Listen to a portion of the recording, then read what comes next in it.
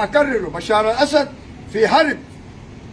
بشار الأسد في حرب قاعد يخدم في المواطنين. 199 دولة قاعد تحارب فيه، بشار الأسد قاعد في العاصمة حقته. كلام ليكم انتم الناس اللي هربوا من الخرطوم، الكلام ده ليكم. بشار الأسد 199 دولة قاعد تحارب فيه وقاعد في دمشق. مد الوزراء صلاحيات، مد المحافظين صلاحيات، مد الموظفين صلاحيات. الوزراء حقونه شغالين، المعتمدين شغالين، الموظفين شغالين.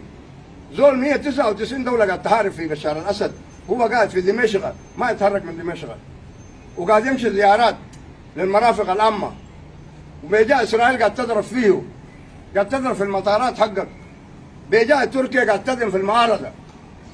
كل الدول دي كانت ضد بشار الأسد. بشار الأسد بقى قاعد إيه في دمشق ما يتزحزح.